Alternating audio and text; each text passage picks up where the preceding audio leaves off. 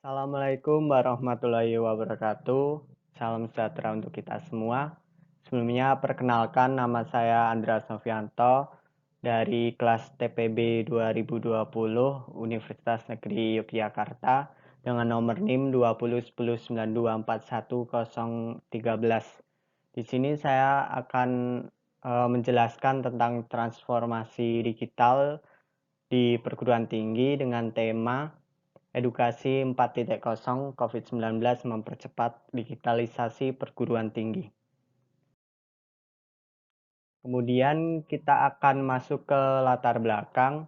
Pendidikan sendiri adalah fundamental masa depan suatu bangsa. Untuk mencapai kualitas pendidikan yang maksimal, diperlukan penguasaan teknologi yang optimal yang mengoptimalkan proses dan sumber belajar. Adanya era edukasi 4.0 menuntut setiap institusi pendidikan mampu bersaing dan beradaptasi dengan perkembangan teknologi melalui digitalisasi di setiap jenjang pendidikan. Era edukasi 4.0 sendiri adalah era yang menggabungkan teknologi otomasi dan atau teknologi digital dalam pendidikan. Secara umum dapat diartikan sebagai perubahan cara kerja yang menitikberatkan pada pengelolaan data, sistem kerja melalui kemajuan teknologi, komunikasi, dan peningkatan efisiensi kerja yang berkaitan dengan interaksi manusia. Kemudian dalam perjalanannya di perkembangan edukasi 4.0, Indonesia digencarkan dengan peristiwa insidental pandemi COVID-19. Oleh karena itu, Kementerian Pendidikan dan Kebudayaan Republik Indonesia menerbitkan surat edaran nomor 4 tahun 2020 tentang pelaksanaan kebijakan pendidikan dalam keadaan darurat penyebaran virus corona atau COVID-19 yang telah diterbitkan pada 24 Maret 2020. Surat edaran tersebut mengharuskan setiap institusi pendidikan melaksanakan proses pembelajaran melalui jarak jauh. Karena itulah proses pembelajaran dialihkan menggunakan moda daring dengan memanfaatkan berbagai teknologi. Pengalihan moda ini memicu percepatan digitalisasi pendidikan. Digitalisasi sendiri merupakan sebuah terminologi untuk menjelaskan proses alih media dari bentuk cetak, audio, maupun video analog menjadi bentuk digital. Perguruan sendiri merupakan salah satu institusi pendidikan yang berperan penting dalam menjadikan generasi berikutnya memiliki kemampuan belajar yang tinggi. Artinya, perguruan tinggi harus bisa mengasah kemampuan belajar mahasiswa agar bisa mengikuti perubahan yang terjadi dengan cepat. Dengan demikian, mereka mampu menjawab tantangan yang menyertai edukasi 4.0. Di perguruan tinggi, digitalisasi mulai dicanangkan untuk mengoptimalkan proses pendidikan. Berbagai teknologi dikembangkan untuk membantu pembelajaran jarak jauh selama pandemi COVID-19.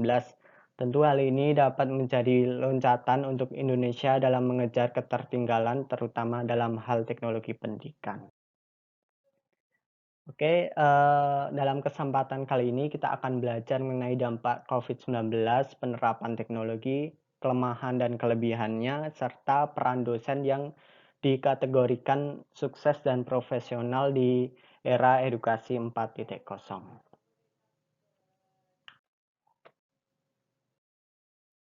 Di Indonesia sendiri,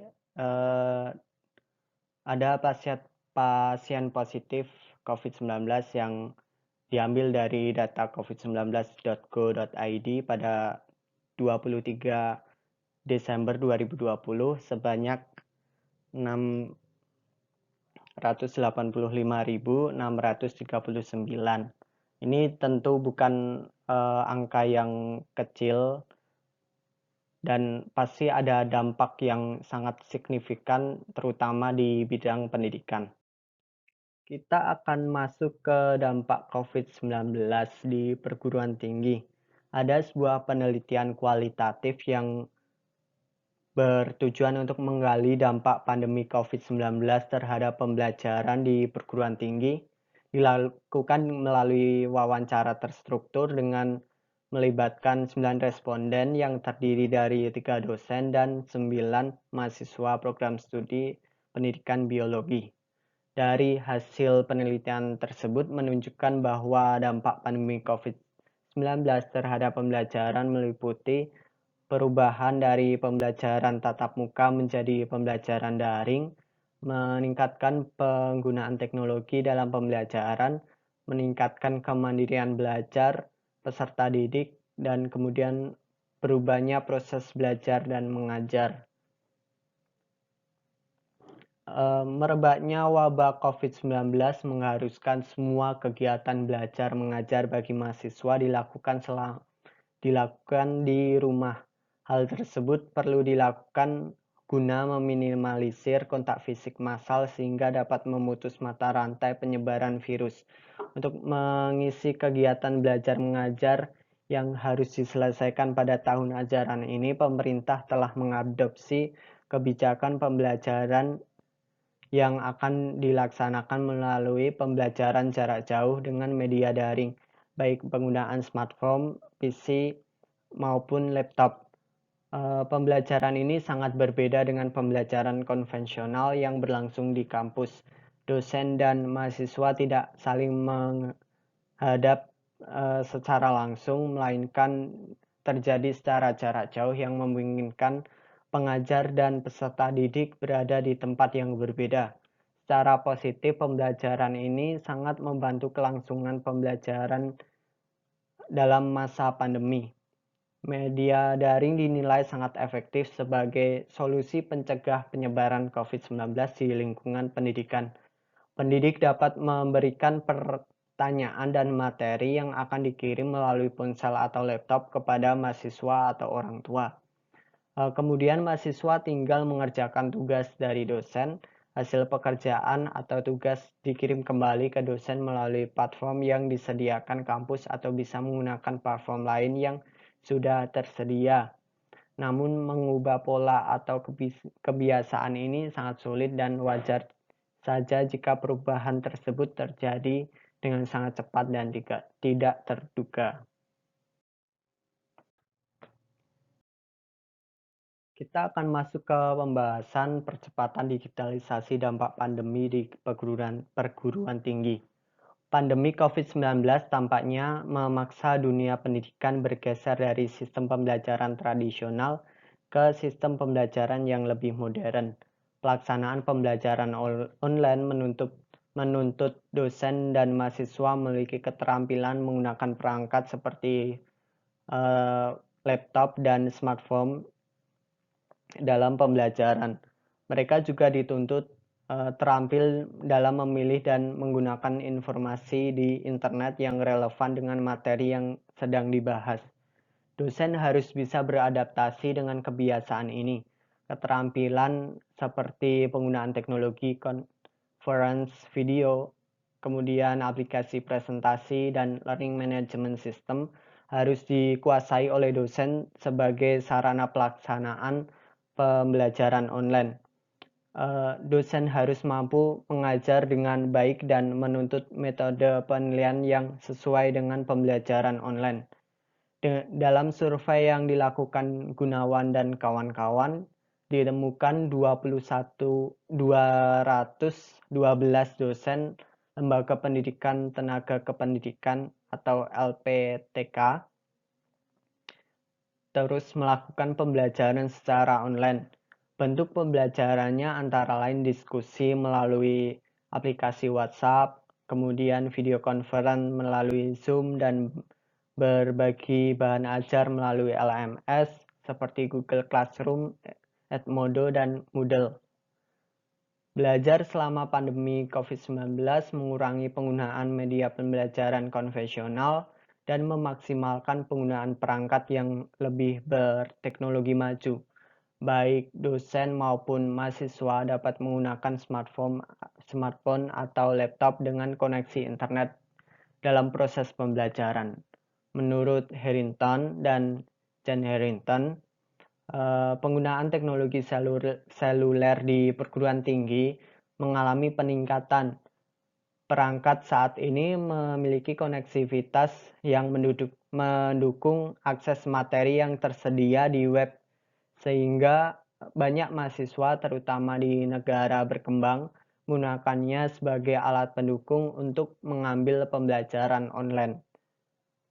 Gikas menambahkan bahwa dengan menggunakan teknologi mobile seperti smartphone dan tablet, mahasiswa dapat mengakses materi perkuliahan dan berkomunikasi dengan dosen dan rekan sejawat dimanapun mereka berada.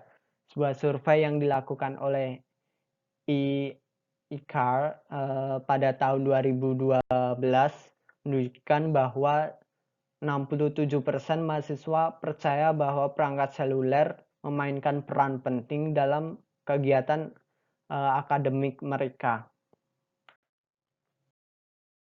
Oke, kita akan melihat dulu, kita merefleksikan keadaan saat ini pada masa pandemi. Ternyata tanpa kita sadari ada sisi positifnya. Yang pertama itu ada perbaikan lingkungan. Jelas ketika dilakukan lockdown, masyarakat tidak banyak berkegiatan sehingga ini memberikan waktu untuk lingkungan dalam meregenerasi atau memperbaiki dirinya. Kemudian ada menghambat global warming. Di sini ketika dilakukan lockdown setiap negara, perusahaan atau pabrik-pabrik akan berhenti bekerja sehingga ini akan menghambat global warming yang disebabkan oleh pabrik itu sendiri.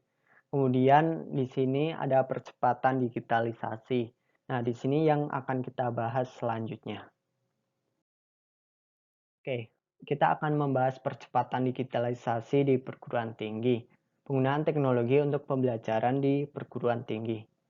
Nah, masuk yang pertama, di sini saya akan menjelaskan ada dua hal saja yang secara umum sudah digunakan di perguruan tinggi. Yang pertama ada Learning Management System atau yang biasa kita sebut dengan e-learning.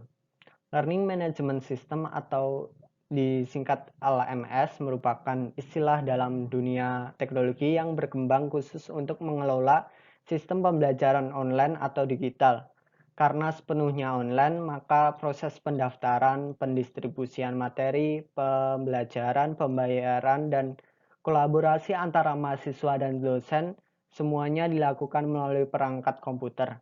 LMS mampu memungkinkan untuk merencanakan pelatihan dan menghasilkan laporan dengan mudah, cepat, dan lebih praktis daripada sistem pembelajaran konvensional. LMS berkembang seiring dengan pertumbuhan ekosistem digital. Dalam perkembangannya, LMS telah banyak mengalami perubahan dan peningkatan fungsi sesuai kebutuhan konsumen. LMS merupakan salah satu penemuan hebat yang belum banyak digunakan sampai sekarang. Hanya sebagian kecil kampus atau perusahaan yang telah menerapkan LMS, antara lain LMS IPB, LMS PLN, LMS STIMIK, LMS Unhas, dan lain sebagainya. Di sini LMS memiliki beberapa keunggulan, di antaranya yang pertama, bagi mahasiswa, LMS menjadi pilihan platform yang murah dan hemat karena hanya membutuhkan kuota internet dan mahasiswa dapat mengakses sumber daya belajar yang ada di sistem tersebut. Yang kedua, LMS dirasa memberikan tingkat pemahaman yang lebih baik karena secara individu, mahasiswa dapat belajar secara mandiri dan memahami materi yang lebih baik. Kemudian, wawasan mahasiswa lebih luas karena mahasiswa tidak hanya mendapatkan sumber pengetahuan hanya dari buku saja. Namun dari kelebihan ini, LMS juga memiliki kekurangan, di antaranya yang pertama, interaksi langsung dengan dosen dan mahasiswa menjadi terbatas. Kemudian wawasan yang dimiliki masing-masing mahasiswa berbeda-beda. Kemudian membutuhkan kualitas akses internet yang baik. Tidak semua mahasiswa memiliki fasilitas teknologi. Dan yang terakhir, gangguan pada mata bisa saja terjadi karena harus menatap layar dengan waktu yang lama. Kemudian ada teknologi yang kedua yang sering kita pakai saat ini yaitu video conference. Era baru perkembangan teknologi dan informasi yang sangat dahsyat harus dimanfaatkan oleh dosen untuk memudahkan dalam melaksanakan pembelajaran dalam kondisi apapun, kapanpun, dan dimanapun.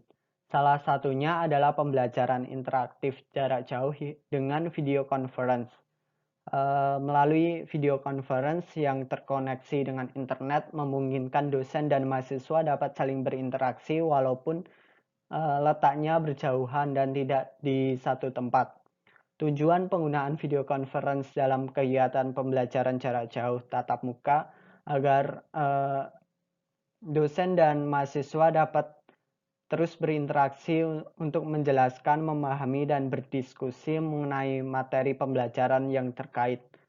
Interaksi pembelajaran ini dapat dilakukan oleh dosen dan mahasiswa dari rumah masing-masing.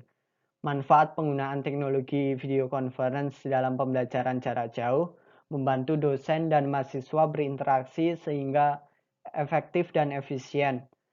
Selain itu, sesuai dengan imbauan pemerintah untuk melakukan social distancing dan physical distancing, dosen dapat melakukan interaksi pembelajaran secara tatap maya meskipun tidak berdekatan. Sehingga strategi pembelajaran ini diharapkan dapat memutus mata rantai penyebaran virus corona di Indonesia. Saat ini terdapat beberapa aplikasi yang menyediakan fasilitas untuk kegiatan interaksi virtual tatap maya dosen dan mahasiswa melalui video conference. Aplikasi video conference ini dapat dilakukan melalui PC atau laptop atau dapat juga dengan smartphone. Aplikasi yang menyediakan layanan conference video meliputi yang pertama ada Cisco Webex Meetings. Aplikasi ini cukup populer di kalangan pengguna bisnis karena memiliki banyak fitur menarik. Di antaranya bergabung dengan rapat hanya dengan satu ketukan, tata letak video yang disesuaikan, dan penjadwalan rapat langsung dari aplikasi.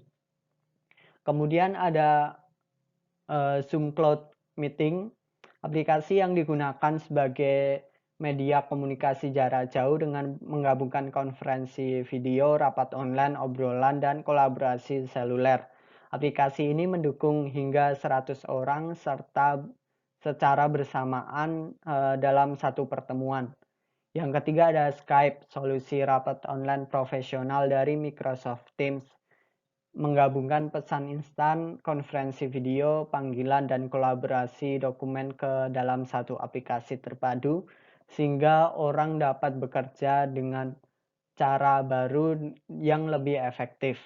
Kemudian ada Hangouts Meet, versi bisnis konferensi video Google Hangout atau aplikasi rapat online yang dirancang untuk organisasi atau perusahaan dalam berbagai ukuran. Penggunaannya sendiri sudah termasuk mobile dan desktop, bisa digunakan secara gratis dan cukup sederhana. Oke, kita akan masuk dengan kelebihan dari video conference ini. Yang pertama, mahasiswa pada umumnya diam.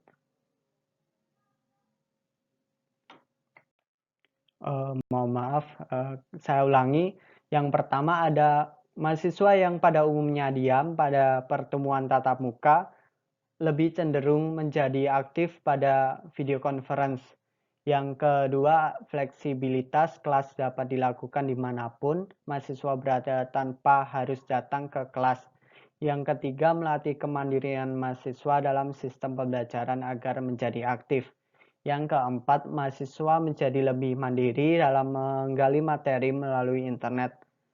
Namun di sini ada juga kekurangan dari video conference. Yang pertama, mahasiswa cenderung meremehkan kelas online karena presensi tidak dapat direkam secara valid. Kemudian banyaknya mahasiswa yang terlambat masuk video conference membuat pembelajaran menjadi kurang efektif karena beberapa mahasiswa yang masuk pertengahan sesi kurang memahami materi yang telah disampaikan sebelumnya sehingga banyak pertemuan yang diulang. Kemudian mahasiswa tidak dapat dikontrol karena banyak mahasiswa yang mematikan kamera pada saat pembelajaran berlangsung. Yang keempat, hambatan berupa sinyal juga tidak luput dari kesulitan yang dapat menyulitkan pengajar dalam menyampaikan materi. Oke, di sini saya akan menyinggung sedikit bagaimana peran dosen yang dikategorikan sukses dan profesional pada era edukasi 4.0. Yang pertama, menurut Arifin menulis beberapa peran seorang dosen pada era industri edukasi 4.0 sebagai berikut. Yang pertama, menjadi dosen inspiratif.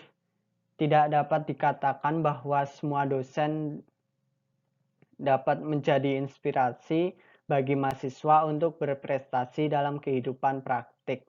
Dosen yang mampu menginspirasi mahasiswa adalah dosen sungguhan. Jika diajar oleh dosen yang inspiratif, mahasiswa akan mampu menerjemahkan apa yang dialaminya meski tidak ada kaitannya dengan kurikulum di kampus.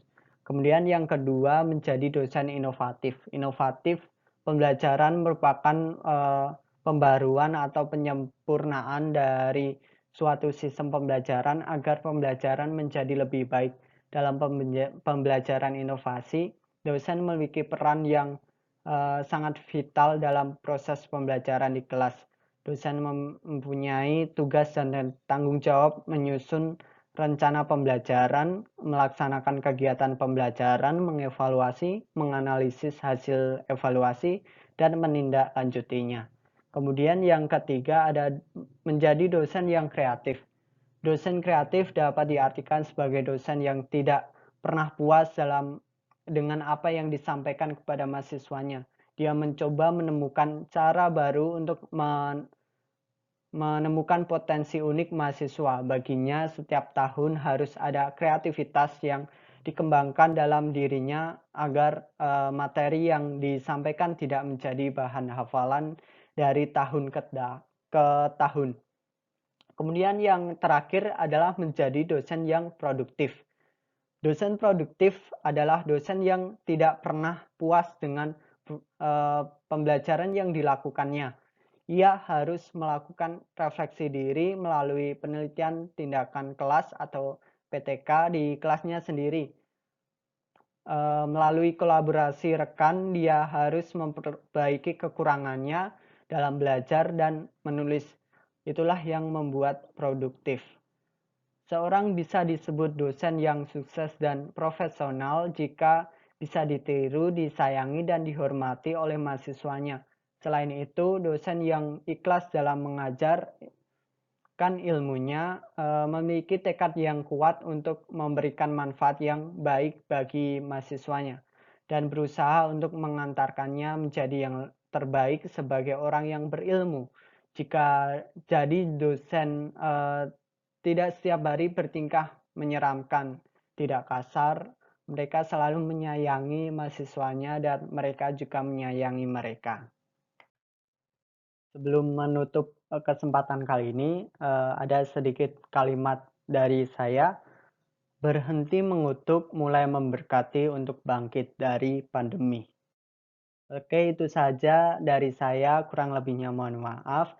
Terima kasih. Wassalamualaikum warahmatullahi wabarakatuh.